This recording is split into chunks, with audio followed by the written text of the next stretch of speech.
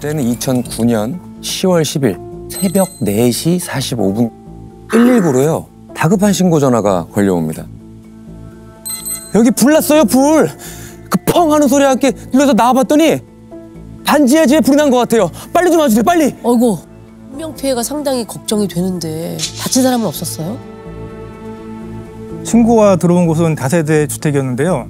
소방대원들이 도착했을 때 반지하에서 이제 거센 불길이 막 치솟던 중이었다고 했습니다.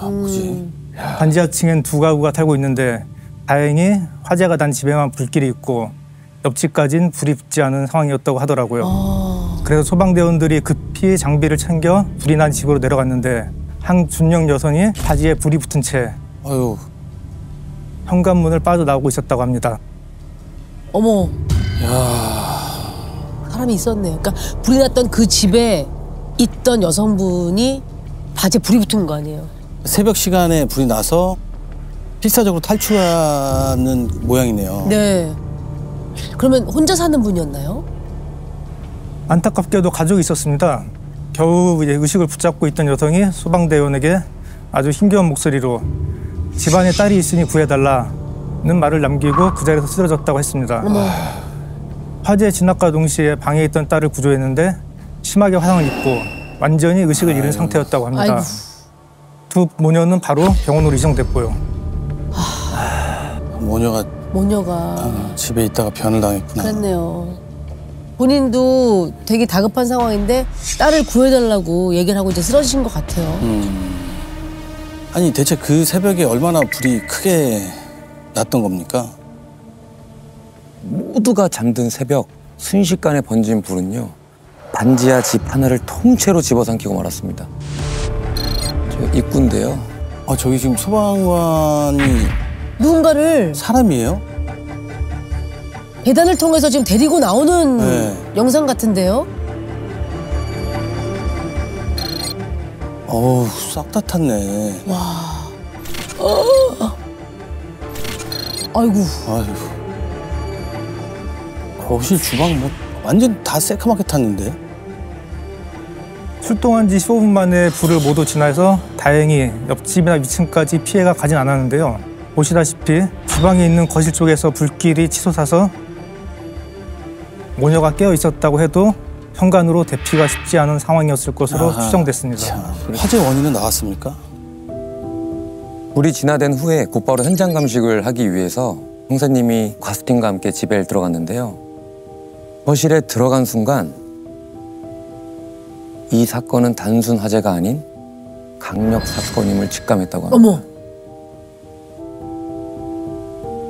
집 안에 들어서자마자 휘발유 냄새가 진동하더라고요. 휘발유? 현장을 수색해보니 거실 쪽에서 새까맣게 타버린 10리터짜리 플라스틱 통이 하나 발견됐고요. 통 내부에서 휘발유가 검출됐습니다. 누군가 새벽에 모녀가 자는 집에 침입해 휘발유를 뿌리고 방화를 저질렀을 가능성이 높아 보였습니다. 근데 이게 가구의 특성상 단독주택도 아니고 다세대 주택이면 옆에 바로 인접해서 살고 있는 다른 세대에게도 엄청 큰 피해를 줄 수 있는 상황인 거잖아요. 무조건. 근데 이걸 뭐 앞뒤도 없이 이렇게 무모하게 범행을 저질렀다고요? 집안에서 범행을 추정할 만한 단서는 없었나요? 네, 내부가 다 타버린 데다 화재 진화 때문에 물기둥이 집안에 휩쓸어서 지문이나 DNA는 확인할 수 없었습니다. 외부에서 강제로 문을 열고 침입한 흔적도 없었고요. 화재가 나기 전 상황을 목격한 사람도 없어 화재 원인이 유류에 의한 방화라는 것만 확인된 상황이었습니다. 일단은 두 분이 병원으로 이송됐잖아요. 모녀는 어떻게 됐나요? 딸은 병원에 가서도 의식을 찾지 못했고요. 어머니는 의식이 잠시 돌아왔지만 대화가 가능한 상황은 아니었습니다. 그렇게 3일을 버티다 두 분 모두 같은 날 사망하셨고요. 하이는 전신 화상에 의한 다발성 장기 부전이었습니다. 더욱 안타까웠던 것은 딸이 당시 만으로 겨우 19살이었더라고요. 집 주변에 CCTV는 없었나요? 집 앞을 비추는 CCTV는 없었고 집에서 약 100m 떨어진 골목에 있는 방범용 CCTV 한 대가 전부였는데요. 사건 발생 시각 전후 CCTV 상황을 분석하는 동안 우선 사건 당일 집에 없었던 남편을 서로 불러 조사하기로 했습니다. 남편이요? 그러면 딸의 아버지가 있었네요. 사실 이 불이 난 집은요, 부부와 사망한 딸, 그리고 2살 터울의 남동생, 이렇게 4명의 가족이 살았습니다. 오. 함께 살던 부자는 화재가 난 날 집에 없었다고 합니다. 네, 그러면 지금부터 아버지는 허씨, 아들은 허군이라고 부르도록 하겠습니다. 새벽 5시가 다 된 시간에 두 분이 집에 없었다라는 것은 외박을 했다는 얘기네요. 네. 그러면 아버지와 아들은 그날 어디에 있었습니까? 허 씨는 수원에 있는 지인 집에 있었다고 했고요. 허구는 강원도에 놀러 갔었다고 했습니다. 화재 소식을 듣고 아버지와 아들 모두 많이 놀라고 슬퍼했고요. 그런데 말이죠, 이 모녀 주변을 조사하던 형사님 귀에 이 수상한 소문 하나가 들려옵니다. 수상한 소문이요? 그게 뭐죠? 이웃 주민들이 입을 모아 하는 말이 사망한 아내와 남편인 허 씨가 평소 사이가 굉장히 안 좋았다고 하더라고요. 사이 좋은 부부는 아니었던 모양이네요. 아니 그래도 아무리 사이가 안 좋다 그래도 자기 자식 딸도 있는데, 딸도 있는데. 그걸 그렇게 그렇죠. 그러기는 아닌 것 같은데. 아닐 거야, 그쵸? 네. 근데 뭐 사이가 안 좋은 이유가 있었나요? 허 씨가 일 때문에 지방 출장이 잦아서 집에 거의 들어오지 않았다고 했습니다. 게다가 돈도 집에 거의 갖다 주지 않아서 형편이 굉장히 어려웠다고 했고요. 부부 사이의 갈등이 꽤 오래 지속돼서 이혼을 준비 중이라는 얘기도 들려왔습니다. 이혼 준비 중이었다. 평소 사이가 좋지 않던 남편이 하필 집에 없는 그 사이에 네? 불이 났다. 아, 뭔가 좀 공교롭긴 하지만 그래도 아닐 거예요, 그렇죠? 그렇죠. 네. 딸이 있잖아요. 집에 설마 딸까지 있는 집에 아버지가 그럴 리는 그건 없죠. 아닌 겁니다. 그건 아닐 네. 것 같아. 저희도 그 부분이 좀 걸리긴 했지만 허 씨 외엔 모녀 주변에 의심할 만한 사람이 전혀 없더라고요. 사망한 어머니는 일용직으로, 딸은 미용실 보조로 일하며 성실하게 살았던 터라 동네 주민들 사이에 평판도 아주 좋아서 모녀에게 원한을 살 만한 사람이 없었습니다. 맞습니다. 그래서 형사님들은 이 남편이 허 씨를 일단 일용의자로 보고 불이 난 당일 같이 있었다던 그 수원의 지인까지 다 불러서 샅샅이 조사를 합니다. 네. 자, 그런데 말이죠, 이 조사를 하면 할수록 허 씨에게서 범인의 윤곽이 점점 희미해집니다. 아, 희미해진다는 것은 범인이 아니었어요? 아닙니다. 우선 당일 행적에 대한 알리바이가 확실했습니다. 허 씨 말론 불이 나기 전날 밤부터 쭉 수원에 지인과 함께 있었다고 했는데 기지국 위치를 확인해보니 실제로 수원에 있었더라고요. 혹시 휴대폰만 수원에 두고 움직인 거 아닐까 싶어 같이 있었던 지인을 분리시켜 조사했는데 사건 전날부터 당일에 대한 두 사람 말이 얼추 맞는 겁니다. 미리 입을 맞춘 건 아니겠죠? 그래 보이지 않았습니다. 입을 맞췄다 하더라도 사소한 부분에선 티가 나기 마련인데 앞집이랑 쓰레기 문제로 잠시 실랑이를 벌였다는 것과 함께 축구 경기를 봤는데 점수가 몇 대 몇이었는지까지 디테일한 상황에 대한 진술들이 일치했습니다. 그러면 일단은 뭐 남편분은 아니라는 얘기인 거네요. 그러면 불이 났던 그날 집에 없었던 가족이 한 명이 더 있잖아요. 아들이요?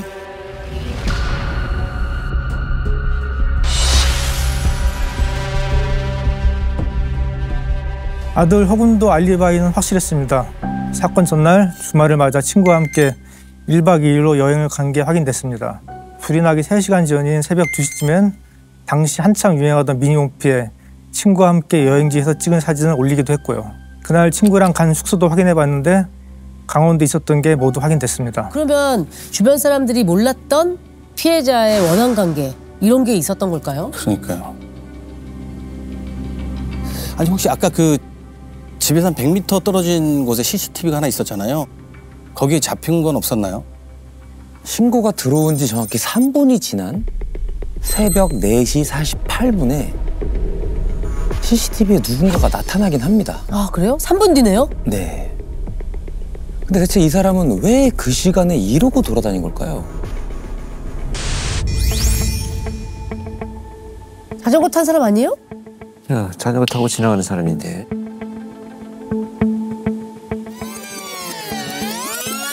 네. 자전거. 지금 저 자전거 타는 사람이 혹시 뭘 입고 있는지 한번 말씀해 줄 수 있나요?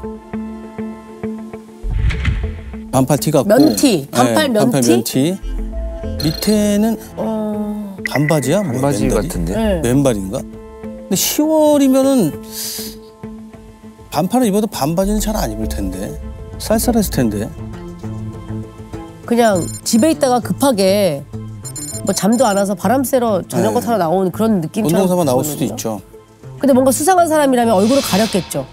그렇죠, 그렇죠. 네, 뭐 얼굴 가리거나 모자를 쓰거나 했을 것 같은데 전혀 그렇지 않아 보이니까. 그리고 방화범이면 급하게 막 도망갔을 거 아니에요. 그렇죠, 그렇죠. 또 속도도 그렇게 빨리 가는 것 같진 않거든요. 천천히 가는 것 같은데요. 대체 뭐가 이상하다는 거죠? 자세히 보면 반바지가 아니라 팬티바람입니다. 아니 팬티요? 팬티만 입은 거라고요, 저게?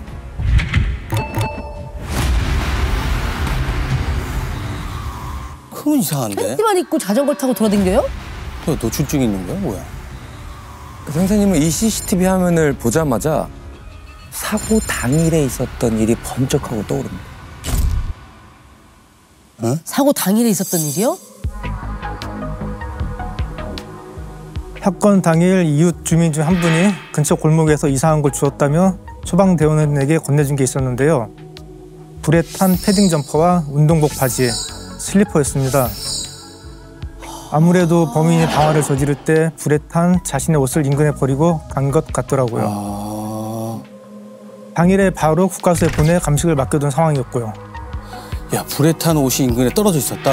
와, 그러면 자전거 탄 저 남자가 팬티바람이었던 것은 불이 붙은 옷을 다 버리고. 버리고 자전거 타고 갔기 때문이다. 그 옷가지가 떨어졌던 장소가 화재가 났던 집이랑 방범용 CCTV가 있던 그 사이 골목이었거든요. 정황상 CCTV에 찍힌 속옷 차림의 자전거 탄 남자가 범인으로 추정됐습니다. 그러면 저 남자가 어디로 간 건지는 확인이 됐나요?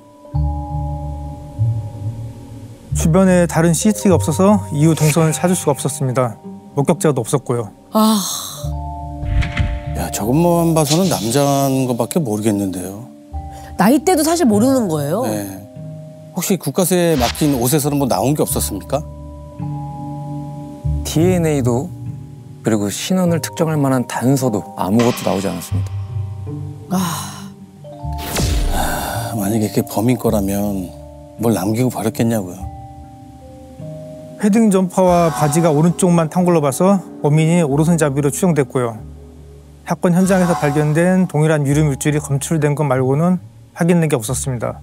근데 감식이 끝나고 국가수로부터 옷을 돌려받아 보니까 잘하면 옷 주인을 찾을 수도 있겠다는 생각이 들더라고요.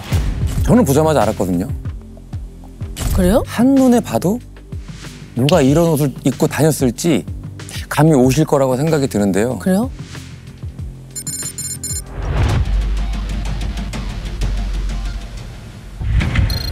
어머, 많이 탔는데? 많이 탔네. 야, 오른쪽만 싹 탔는데 저거는? 저 정도면 범인도 화상을 입었을 텐데, 그죠? 저 그렇죠. 패딩이잖아요. 네.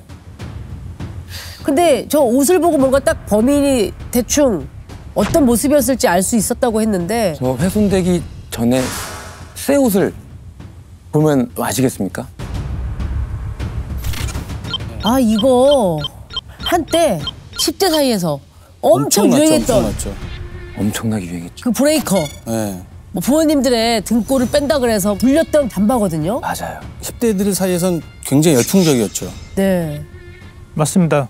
당시 10대 남학생들 사이에서 아주 열풍이었던 노스페이스 패딩 점퍼와 추링이 바지였고요. 신발은 삼선 슬리퍼였습니다. 이런 걸 보면은 그러면 학생이 휘발유로 10리터를 준비해서 방화를 저질렀다는 아 범인이 10대란 얘기예요, 그런 그래요? 얘기잖아요, 지금.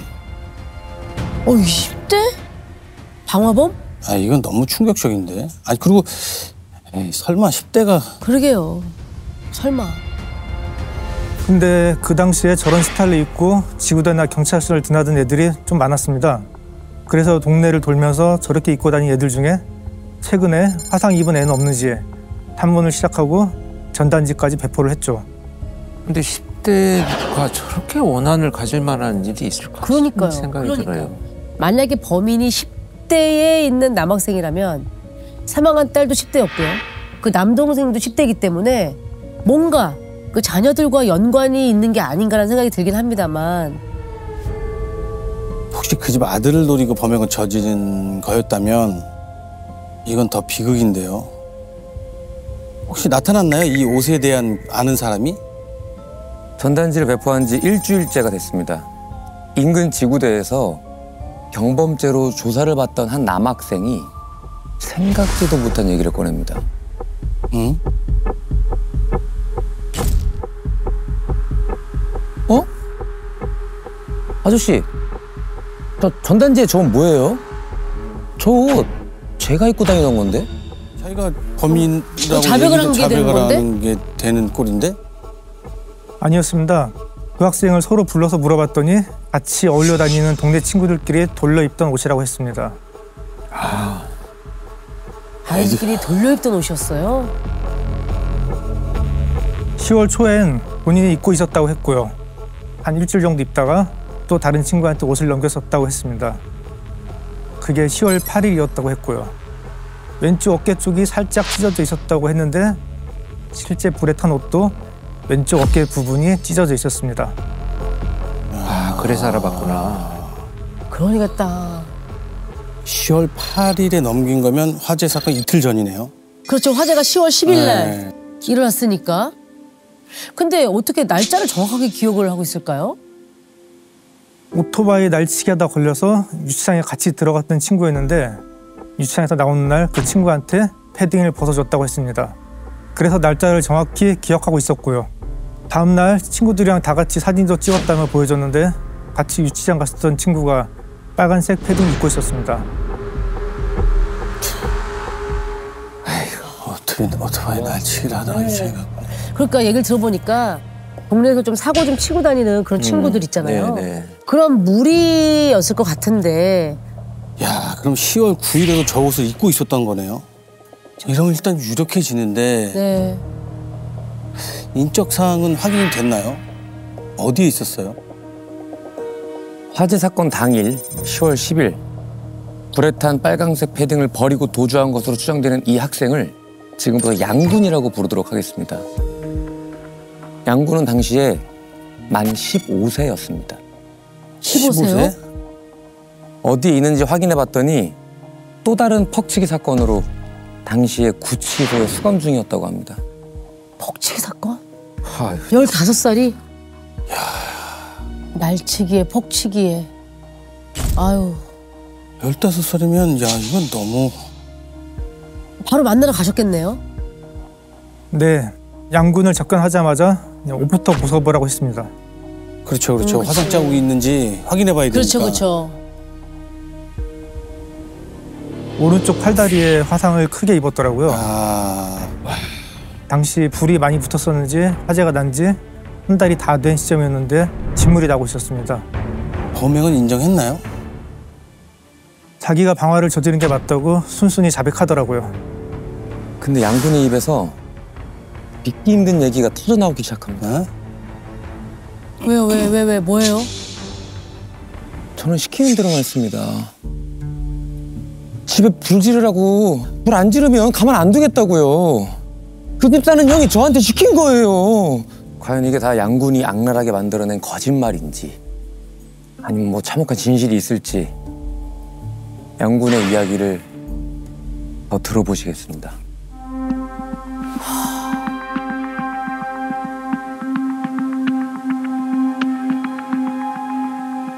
형이 그 우유팩 안에 열쇠가 있을 거라고 알려줬어요. 자기가 맨날 새벽 4시쯤 들어가니까 저한테 그 시간에 들어가라고까지 했어요. 그 휘발유 뿌리기 전에 화장실 문도 한번 열었다가 닫으라고 했어요. 휘발유를 콸콸 부어도 다들 샤워 소리라고 생각하고 의심도 못할 거라고요. 전 형이 다 하라는 대로 한 것뿐이에요. 어쩔 수 없이 한 거라고요. 시키는 대로 안 하면 저희 할머니를 죽여버리겠다고 했어요. 그 형이.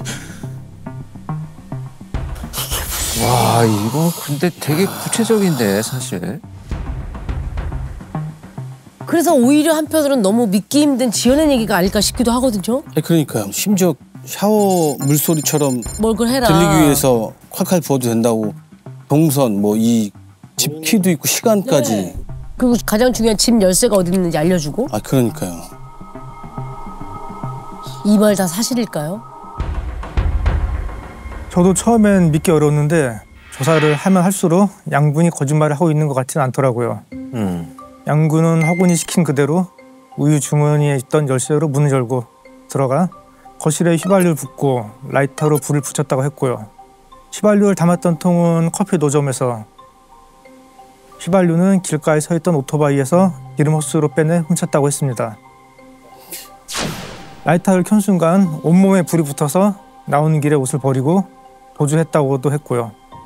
모든 진술이 구체적이었습니다. 아니, 시킨다고 양군이 하는 것도 이게 너무 이해가 안 되는데 하면 안 되는 거잖아. 이게 그쵸. 사람이 죽는 일인데. 알고 보니까 허군이 동네에서 만만치 않은 애였더라고요. 양군뿐만 아니라 동네 애들도 허군 얘기만 하면 몸을 덜덜 떨면서 무서워했습니다. 동네에선 아무도 못 건드는 존재였습니다. 그런 허군이 시킨 대로 안 하면 죽여버리겠다면서 할머니 얘기까지 하니까 양군이 겁을 먹었던 거죠. 양군이 할머니랑 둘이 살고 있었는데 허군이 평소 한다면 하는 사람이라 정말 할머니한테 해코지 할까 봐 시키는 대로 했다고 했습니다. 아들 허군의 청부는요. 뭐 하는 냐 이거. 양군한테만 한 게 아니었습니다. 동네의 다른 후배들에게도 범행을 꾸준히 강요했다고 합니다.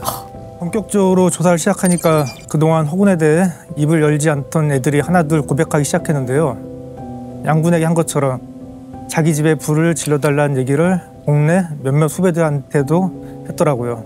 다른 후배들은 모두 못하겠다며 거절했다고 합니다. 그럼 이 아들은 바로 검거하신 거예요? 범행 사실이 들켰을 거라고 꿈에도 생각 못하고 친구 집에서 멀쩡히 지내고 있었습니다. 그래서 아무렇지 않은 척 허군에게 전화해서 엄마랑 누나에 관해서 얘기할 게 있다고 만나자고 한 뒤 그 자리에서 긴급 체포했습니다. 태어나게 친구 집에 있어. 아이고. 이 무슨. 진짜 자기가 시킨 게 다 맞다고 해요? 처음에는 절대 아니라고 잡아떼더니 양군이 다 자백했다고 하니까 갑자기 5분만 시간을 달라고 하더라고요. 허군이 가족들을 그 뜨거운 불길 속에 몰살시키려고 했던 이유가 대체 뭔지 허군에게 직접 한번 들어보죠. 야, 아, 안 보고 싶어.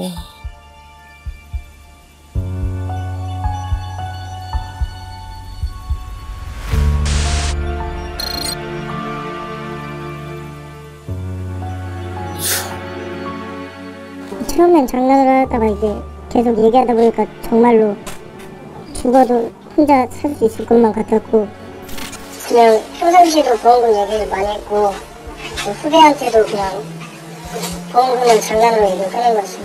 너무 충동적이었던 것 같습니다. 동네 후배들한테 엄마가 모은 보험금이 좀 있는 것 같더라. 그 돈만 있으면 강남에서 살 수 있을 것 같았다. 이런 얘기를 하긴 했는데요. 실제로 조사를 해보니까 진짜 범행 동기는 아버지가 싫다는 이유였습니다. 아버지가 싫다고? 아버지가 싫다고 불을 질러 왜? 아니, 아버지랑 무슨 일이 계속 있었나? 허군이 원래 유망한 육상 선수였는데 중3 때 부상으로 운동을 접게 되면서 운동과 학업을 포기하고 방황하면서 아버지에게 자주 혼났다고 합니다. 가정 형편이 어려운 것도 불만인데다 늘 잔소리만 한 아버지가 싫었는데 그렇게 늦게 다닐 거면 집에 들어오지 말라는 얘기를 듣고 화가 나서 범행을 계획했다고 했습니다. 디데이를 정하고 강원도 여행 계획도 세우고 범행 계획까지 짜서 양군에게 알려줬는데 그날 아버지가 집에 없었던 건 미처 몰랐다고 했습니다. 조사를 받는 동안에도 죄의식 하나 없이 태연한 태도로 일관했다고 합니다. 심지어 배고프다면서요. 치킨 한 마리를 그냥 다 먹었대요. 앉은 자리에서. 반성하고 뉘우치는 모습은 아예 찾아볼 수가 없었다고 합니다. 이 치킨이 입에 태어나게 들어가니? 치킨을 먹는 정도의 친구라면 이거 너무 충격인데요. 그냥 뭐 아직 어려서 그렇다고 쳐도 나이가 가면 갈수록 계획 때문에 부모하고 누나가 죽었다는 것을 나이가 들면서 계속 고통스러울 거 아니에요, 이 친구는. 말도 안 되죠. 재판 결과는 어떻게 됐습니까?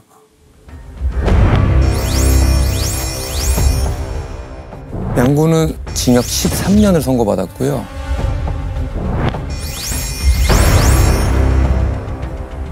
허구는요, 역시 징역 13년을 선고받았습니다.